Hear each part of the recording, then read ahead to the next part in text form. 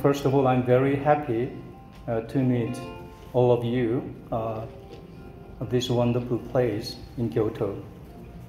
It's my great honor to be invited to this wonderful meeting, APASL meeting, actually at the birthplace of local regional treatment.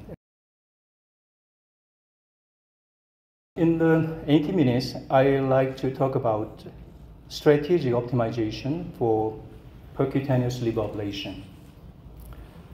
Thanks to the Asian Society of Tumor Ablation members, we made sound evidence on curative ablation.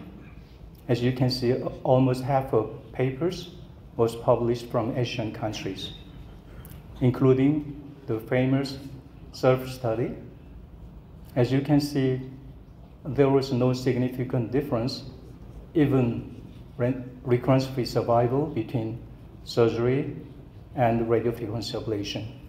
So ablation is accepted as a curative treatment option for early stage HCC in most HCC treatment guidelines, including APASL and CEUS NCC guideline. Again, in most HCC treatment guidelines, ablation is the curative treatment for early stage HCC, even if surgically resectable. We should be proud of it. However, in most treatment guidelines, only tumor size and tumor number are mentioned in the guidelines to assign the proper weapons. However, any weapon cannot guarantee the best patient outcome if you don't use accurately and smartly.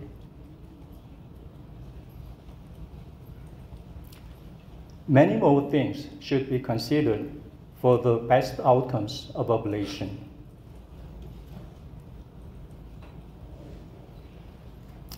Now it is time to get a consensus on strategic optimization of our liver ablation. A strategic optimization involves a personalized methodology beyond just conventional practice. By incorporating advanced technology and tailored patient care, we can boost precision and procedural efficacy. Individualized treatment plans, guided by enhanced imaging, enable accurate tumor delineation and minimize collateral damage to healthy tissue.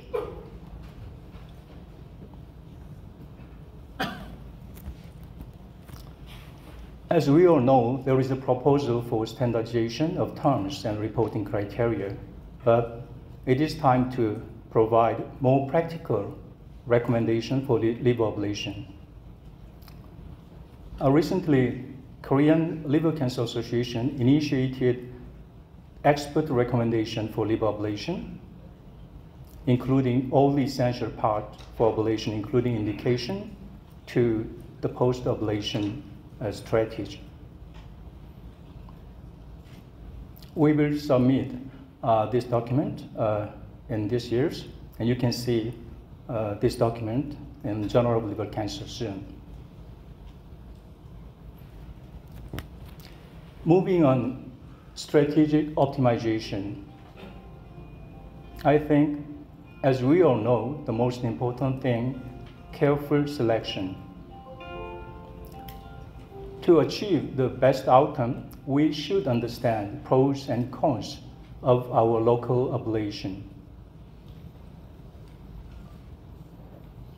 Besides just location, we carefully consider all the details regarding patient and tumor and operators, including energy source.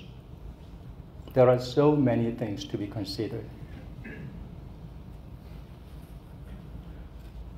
The final magic bullet for selection, as we all know, multidisciplinary approach. Please discuss with your colleague for the final decision. According to our study, you can see the multidisciplinary approach can improve the patient outcome.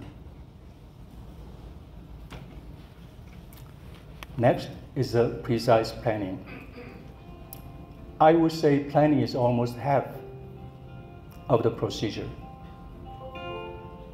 Please decide all the details in advance at planning phase,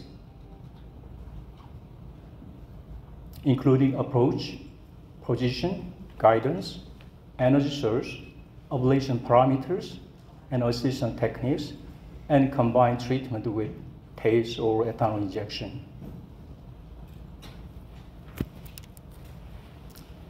And define the target ablation zone depending on the tumor size. The microwave is a mega trend, but RFA is time to retire. I would say not yet, because of no survival inferiority to microwave ablation, and also we can use the no-touch RFA technique. When do I use microwave and radiofrequency ablation? My answer is the exit of a tumor today. If you look at the many catalog, they don't say tell the tumor. They only tell the ablation size and configuration. But we should remember the tip of electrode should be placed at least 5 millimeters beyond the tumor. So I would say the exit is the posterior margin of the tumor, entrance of tumor, and the exit of tumor. It is very important to choose the applicator. Exit tumor is defined, the tumor with a 5 millimeter, more than 5 millimeter space. This is a good example. If the tumor is an exit tumor, it is easy to make the sufficient posterior ablative margin. But as you can see, there are many more tumors don't have the exit. That's the problem. Good example is the subphrenic, subcapsular, and perivascular tumor. This is a typical example, no exit tumor. For no exit tumor, it is hard to achieve posterior ablative margin. And also, we can make more complication. No exit tumor. If we insert electrode more deeply, we can encounter the complication. So there is a dilemma between the complication and insufficient ablative margin. So in my practice, if the tumor is a conspicuous and with the exit tumor in safe location, currently I prefer the single microwave ablation. But otherwise, I more prefer to use multiple radiofrequency ablation. And also, we should expect the potential complication from bleeding to abscess, and also rehearsal the procedure in mind and refine the final planning. Make a document on the plan in your medical record. Again, planning is the half for successful ablation. The third is accurate and optimal ablation.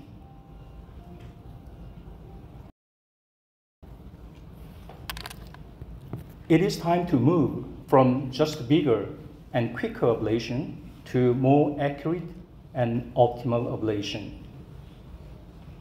Everything sometimes could be critical even from the skin puncture side, I think. So please choose the best applicator path for the best configuration of ablation volume, zone, and optimal ablation volume. They're very important. Before starting the ablation, please ask yourself, is it accurately placed? 3 times ask yourself, are you sure?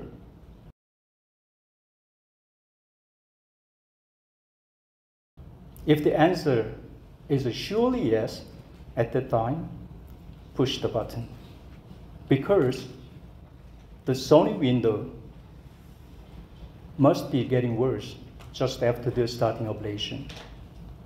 For accurate and safe ablation, as we all know, there are many novel techniques: fusion, contrast-enhanced ultrasound, and artificial fluid.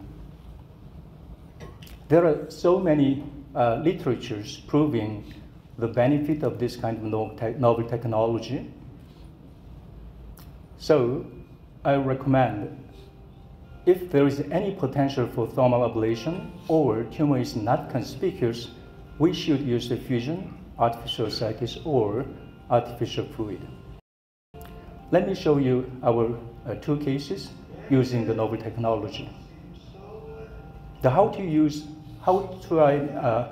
I make artificial ascites. We use angiography intraocular sheath rather than spinal needle.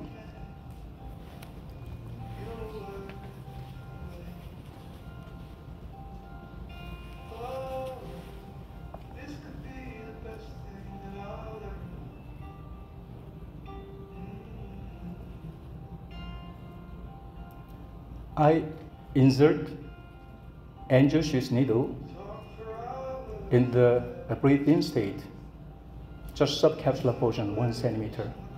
After that, I instruct the patient fully breathe out.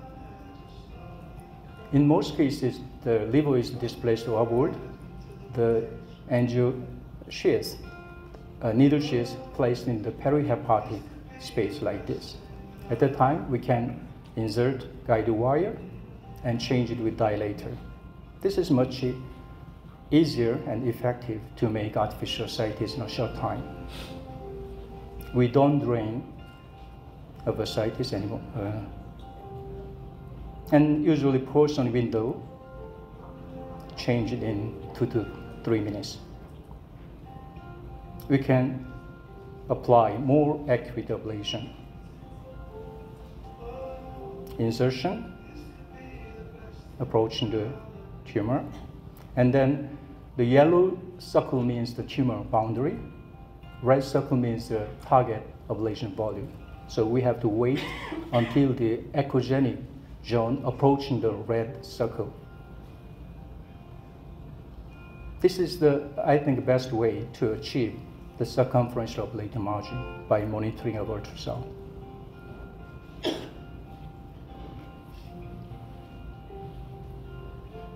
Needle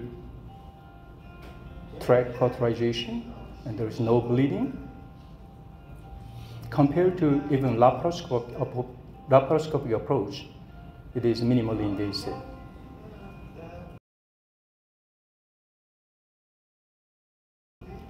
Immediate post-CT. The second case is the artificial pleural effusion. There's a 2 tumor in segment 7, quite difficult area. For bare area, actually, we use the 17-gauge epidural needle like this. Usually using the 200 milliliter, we can get a better sonic window like this. So ablation from the deeper portion, using the multiple electrode, and move to the superficial portion. And you can see the ablation zone is quite satisfactory. So artificial ascites and pleural effusion is essential to minimize thermal injury and increase the sonic window. Optimal is better than just excessive and extreme ablation. Let's save our poor liver. Because many more treatment will be surely coming near the future, because HCC continuously recurs until the patient life. Next one is the post-ablation imaging. This is also very important. Please take your time to evaluate post-ablation imaging regarding ablation zone, size and configuration, optimal, excessive and insufficient, or ablative margin, circumferential versus eccentric, or immediate complication from bleeding to pneumo or hemothorax. And also, please have a time for self-Q&A, just review. Please ask yourself, placement of your applicator was really accurate as you planned? Ablation zone is similar to your plan? Was it excessive or insufficient? Why? Ablative margin, circumferential or eccentric? Why? Any mistake compared to your original plan? any unexpected event or complication? Why? What did you do? What did you miss the planning or procedure? How will you do if you have the same patient next time?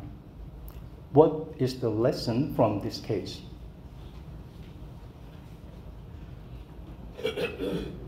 I know everybody in this room we should do this kind of procedure step, but very important, and compare the post-ablation result with the original plan and find the difference between the both and think about the reason. This is very important.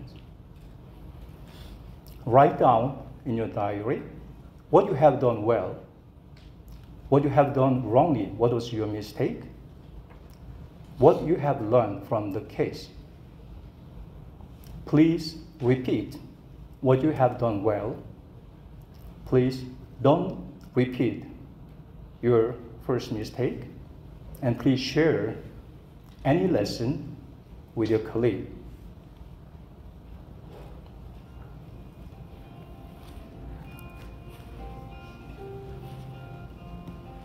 Okay, finally, the basic forever.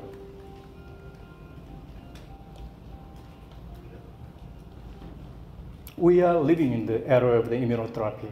So how do you think, what is the future of ablation in the era of immunotherapy? Actually, at the moment, I have no idea. As we all know, there are so many studies ongoing regarding local regional treatment with immunotherapy and also adjuvant immunotherapy after local regional treatment. We should wait for final conclusion.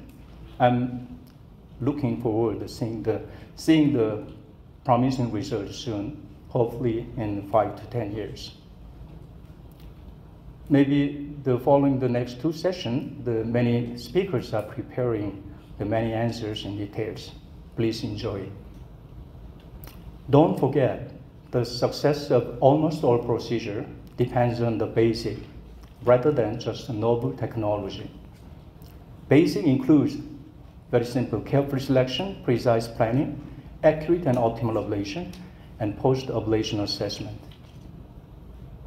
Novel technology is necessary for the better outcomes from fusion, CEUS, artificial sites, no-touch ablation, immunoablation, robotic, even AI, etc. However,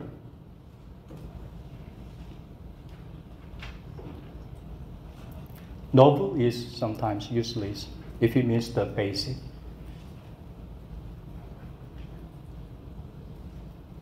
Please remember the root of this tree. Because of excellent outcomes and the most minimally invasiveness and cost effectiveness, liver ablation finally survived in the most treatment guideline, as you can see like this. So I think it is time to be more deep positioning by strategic optimization.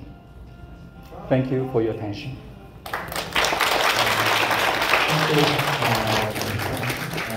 Very nice presentation. Is there any question?